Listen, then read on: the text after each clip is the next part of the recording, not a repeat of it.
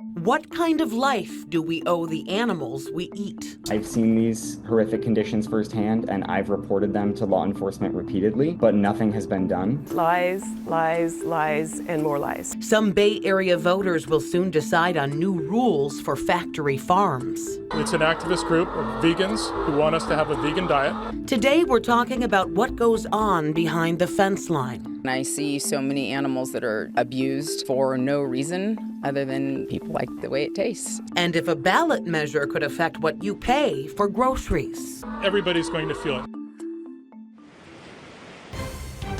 This is CBS News Bay Area with Elizabeth Cook.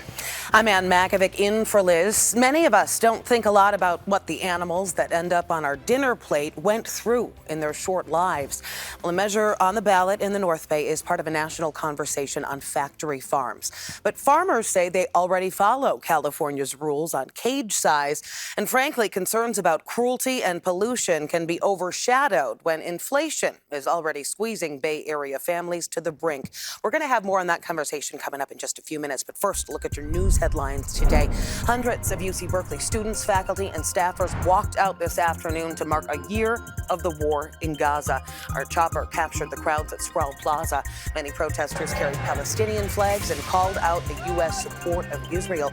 Other demonstrators brought Israeli flags and called for the release of hostages. It's been a year since Hamas launched its deadly terror attack on Israel. UC Berkeley declined to comment on today's demonstration. In San Francisco, we now know which schools the district is considering closing or merging. The superintendent released a list just moments ago, and a total of 13 schools are on that list, 11 elementary and 2 high schools. The district says the list includes elementary schools with fewer than 260 students and lower composite scores. It also includes high schools with fewer than 400 students that are not alternative schools. The district says middle schools are not being considered for closure as of now. The district is going to hold town halls before making any cuts. An apartment building caught fire in East Oakland this afternoon. It's on Holly Street. Firefighters attacked that fire from the ground and the roof. No injuries were reported. A shooting in El Cerrito put a school on lockdown. Police say one man shot another man this morning inside a home on Elm Street. That is near Summit K2 School, which was locked down briefly as a precaution. The victim is hospitalized. A suspect is in custody. Manslaughter charges have been dismissed for 2 Alameda police officers accused in the death of Mario Gonzalez. The judge ruled prosecutors missed the statute of limitations. Gonzalez died in 2021 after officers pinned him to the ground. Back then, DA Nancy O'Malley declined to prosecute the officers. This year, DA Pamela Price did file charges against them, but the judge this week called her decision rushed and careless. A third officer still facing manslaughter charges. California joining a coalition of states to sue TikTok. They're accusing the app of exploiting young users. Attorney General Rob Bonta filed that suit today. He says it is time for accountability. Knowing that it creates great harm to their mental health, potentially their physical health, their psychological well-being, they do it anyway to make profit.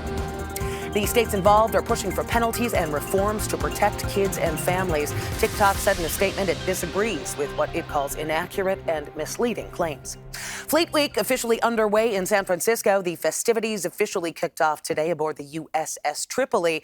Mayor London Breed acknowledged the late U.S. Senator Dianne Feinstein, who helped to bring Fleet Week to San Francisco decades ago. And looks like weather, at least around here, is going to be less of a story than it has been. The worst of the heat wave is finally disappearing, Zoe. Finally getting cooler from here. I'm so excited about that. It was beautiful in San Francisco. Inland areas, it was still pretty hot, and we still have maybe this afternoon to get through, but overall, it is significantly cooler out there right now compared to what it was yesterday. Just look at our current temperatures. Remember a couple of days ago when there were the deep, dark, menacing reds? Now look at our overlay. It's not nearly as aggressive. It's yellow. We even got some greens closer to the coast because temperatures right now compared to yesterday all across the board are significantly cooler, especially for those inland locations that weren't necessarily feeling that much of a cool down yesterday. 14 degrees cooler in Fremont, 16 in Redwood City, 15 degrees cooler right now in San Jose. We are no longer expecting to break a record high temperature like you've done for the past 7 days behind you. It's only getting cooler cooler and cooler from here. Right now, temperatures sitting in the low 80s. That feels so nice compared to the 90s and triple digits. Inland areas still sitting in the mid to upper 90s, but you know what? We will take it. It's the coastal communities that are back to cooler than average conditions, getting back to the mid to lower 60s. And even San Francisco sitting in the mid to upper 60s right now. Again, the cool down has arrived, especially for our coastal communities. But let's take a look at that big picture pattern and show you exactly why this is happening, because it all has to do with that area of high pressure departing. You can see those winds over the next 24 hours will begin to make their way further and further west. And as they do so, you might notice over California and especially over the Bay Area, that onshore flow begins to pick up. Onshore flow brings those cooler conditions from the ocean and brings it towards land. And that's exactly what we'll be seeing. It's actually interesting. You could see just by looking at our temperatures over the next couple of hours, how much we are going to continue to see that cool down over the next couple of days. Again, cooler air building in across the Pacific Northwest. That cooler air continues to slide down the coast. And yes, everybody is going to be feeling it on the West Coast. A big change is on the way compared to all of the excessive heat in that heat dome. We're looking at the opposite now. We might even see some below average conditions and the potential for a little bit of rain. Yes, rain on Saturday evening. So a lot of big changes and moisture is on the way. Again, we do still have the heat through tonight to get through. Heat advisories remain in effect through 7 p.m. But you notice how much smaller that area with the heat advisory is compared to the widespread excessive heat warnings that we've been in over the past couple of days. Again, everything just keeps getting better. And overnight tonight, this is what I am most excited about. These cooler temperatures heading our way into the overnight hours. You notice these colors in green begin seeping in towards the bay and down into the Santa Clara Valley, even getting back into the 50s for our overnight low temperatures, 50s from the coast all the way to our inland areas. Everybody is going to feel that nice fall chill that we should be feeling for this time of year. And if you want to get a sneak peek at our Fleet Week forecast, likely going to be a few more clouds out there, as again, we're looking at the departing of that high pressure, the departing of the clear skies. Might see a little bit more clouds, but you know what? At least we'll take the more comfortable temperatures that comes with those cooler conditions. And over the next 7 days, we will continue to see more of that comfortable heat. Finally, not looking at any huge, excessive, record-breaking heat waves on the way. Inland areas getting from the mid 80s today back down to the low 80s for at least the next 5 to 7 days. Areas around the bay going to be seeing a very, very similar story. Going to be in the mid 70s today, getting back down to the low 70s with more cloud coverage. And again, same story for the coast, except just a little bit cooler. We'll be getting back down into the 60s over the next couple of days with more of that fog and more of that marine layer holding tight. Back to you. We are 28 days away from the election, and voters in the North Bay are going to weigh in on a ballot measure that could change the landscape of farming in Sonoma County. Measure J would phase out large-scale farms where sometimes tens of thousands of animals are kept in a confined setting. Supporters say that leads to cruel conditions, pollution, and unfair competition for small family farms. They are living crowded together, not in cages anymore, thanks to California voters, but still in basically a cage of flesh. At the end of the day, all the food will then just come from the Midwest and other surrounding areas instead of at least being local food. Well, North Bay farms have had a lot of trouble so far this year with the bird flu because of their location along the path of migratory birds. Farmed birds have been infected in at least 2 large-scale operations in Sonoma County, leading to entire flocks having to be killed en masse to try to prevent the spread. Supporters of Measure J say ending factory farms will help mitigate that risk. Now, Californians have already approved rules governing how animals raised for food should be treated. Prop 12 was passed overwhelmingly back in 2018. That allows pigs, calves, and egg-laying hens at least enough room to stand up and turn around in their cages, and for hens to be able to spread their wings. Prop 12 has survived a challenge from pork producers in the U.S. Supreme Court, but the opposition continues. There is a measure in the current farm bill that could knock back a lot of those protections if Congress passes it as is. Well, data suggests that after Prop 12 passed, the price of covered pork products grew by 20%. That is according to the UC Agriculture and Natural Resources Department. That price bump is attributed to uncertainty regarding Prop 12 and some one-time costs of farms adjusting to the change. But farmers are concerned about the squeeze. You're going to see price inflation. everybody's going to feel it, and we've had enough with price inflation. It also takes away thousands of jobs in this county. We asked a UC Davis professor if Measure J would lead to a price hike. He said it's unlikely, since large farms could still operate in other counties and they could step in to help with supply. But he did warn against a statewide ban. As people think about, gee, we ought to do this everywhere, then the biggest consequences are food prices. The groups behind the measure said they would like to see this as the start of ending factory farming for good. And we're going to speak with one of them coming up in a live interview right after the break, why they say the new rules are needed if current rules are being ignored, and about the allegations that they're extremists pushing everyone to go vegan. Plus, we're going to hear from local dairy farmers, family farmers, who fear they could lose their livelihood, why they say the measure is misunderstood.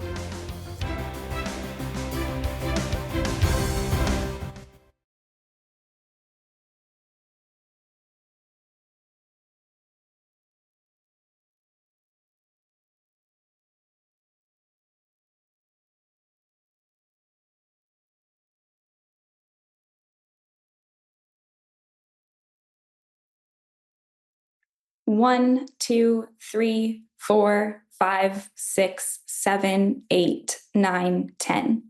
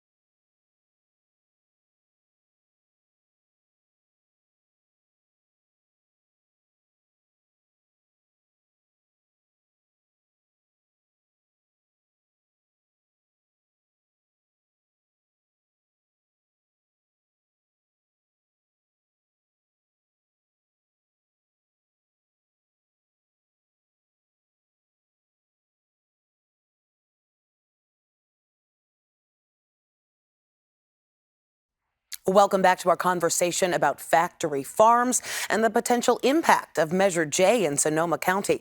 Local agriculture officials say if it passes, it could lead to the closures of about 20 farms. One of them is Tresh Family Farm, and our Brian Hackney paid them a visit. We're in the Petaluma Dairy Belt, where the winds and the fog can come in and keep the grass a little more moist. It's a great place to have dairy farms, and that's why we have a concentration of them down this way. There are about 3,000 farms in Sonoma County, but a new measure on the November ballot is targeting 24 of the biggest. Christina Garfinkel is with the Coalition to End Factory Farming. Measure J is a local ballot initiative that aims to stop concentrated animal feeding operations in Sonoma County. Measure J would outlaw larger animal farms and those defined as polluting the water in Sonoma County. Such farms are called CAFOs, Concentrated Animal Feeding Operations, euphemistically factory farms. Everything is wrong with Measure J. It is a disaster for Sonoma County. David Rabbit is the chair of the Sonoma County Board of Supervisors and is opposed on every level, including the hit to the economy. $500 million impact to the county's economy. You would dispute that? I would. John Haveman is a consulting economist supporting the measure. I mean, so the economic impact analysis says, suppose we remove virtually all animal farming from Sonoma County, which is a very different thing. And just ask what a large farm, a CAFO, is. CAFOs are major polluters. They pollute groundwater, surface water, and they're cruel to animals. Lies, lies, lies, and more lies. Kathy Tresh has worked on her big family farm most of her life. And her daughter? I'm 33 years old. The property has been in my family since 1905. I'm the 5th generation and my children are the 6th. Of course, both reject the notion that all big farms are necessarily big polluters. We were the environmentalists of the year in Sonoma County one year. We've had Stewards of the Land Award. She's also offended by the suggestion her family mistreats their 750 cows. It's completely false. For one thing, being certified organic, the National Organic Program has stringent requirements of how our animals are to be treated. But at another farm, not the Tresh family's, organizers allege they took pictures of distressing conditions. I've seen these horrific conditions firsthand, and I've reported them to law enforcement repeatedly, but nothing has been done. You trespassed to take these pictures? Well, I believe that trespass is a very specific definition. I have entered without specific permission from the owner. Yeah. When he did, activist Louis Bernier said that he took these undercover pictures of crowded, deformed, and dead birds in this Sonoma facility. They're estimated to confine over 230,000 chickens inside these industrial sheds. But bear in mind, the County Farm Bureau said isolated incidents of mortality occur on any farm despite the best animal care practices. And it is grossly misleading to portray these photos as representative of conditions at family farms. And as for family farms? We milk around 700 cows on 2 separate dairies because we're a multi-generational farm. And we're on over 2,500 acres. So we're not a factory farm.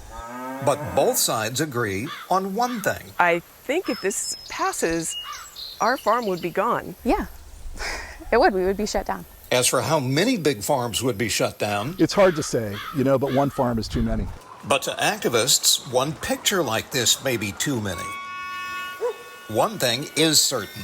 If Sonoma votes to shut down its large farms, it'll be the first time that's ever happened in the entire country.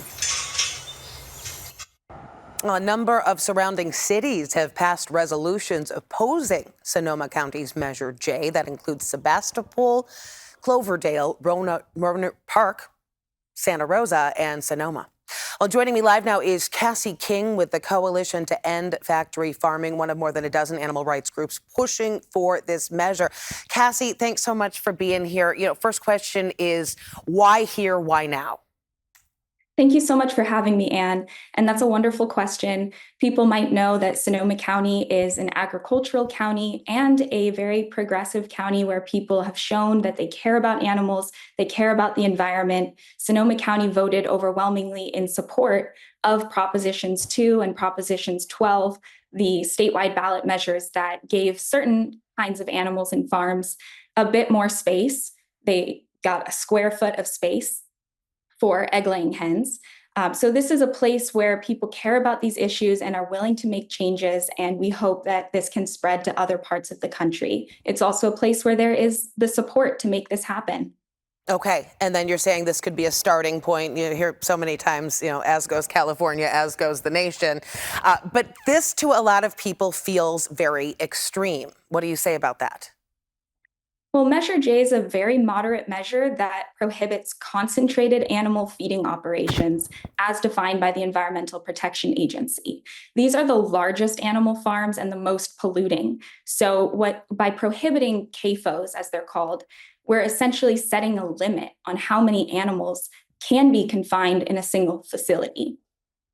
So there are already rules against animal cruelty, and California does have some of the more stringent rules across the country. So we're looking at state laws, federal laws. Why do you think those aren't working? In some cases, perhaps because of the sheer size of some of these farms? Well, as I already said, some of these laws that people are quoting on the opposition saying things are good enough are really only giving some kinds of animals the bare minimum square footage, 1 square foot, to be able to stretch their wings or limbs. There's so much farther to go. That was an incremental step, but there's so much farther to go. And as far as reporting violations of laws like Proposition 2 or California's animal cruelty laws, when you report these findings, when you share video evidence with the authorities, they refuse to take action. And that actually speaks to the power that these bigger companies, these corporations in many cases, have. the bigger that you are and the more power that you have, the more that you can get away with. And we see that not just in animal agriculture, but in many facets of our society and politics. I think it's difficult for a lot of people when you see, two very different pictures, some of crippled and dying animals on a floor, and then others of, bucolic pictures of farmland and a cow grazing in a beautiful pasture. People don't know what to believe, what's going on behind the fence line. Well, I think it's important to note that of the approximately 3 million animals who are currently confined in CAFOs in Sonoma County, about 99.8% of them are chickens and ducks. So there's about 6,000 cows who are in the 6 dairy CAFOs that we estimate are operating in Sonoma County right now. And of course, the opposition has made one of those facilities their poster child because that farm is barely over the limit and reasonably could downsize to under 700 mature milking cows, which is what we're talking about with Measure J. It's setting a limit that the largest facilities would need to downsize under. No facility necessarily even has to shut down.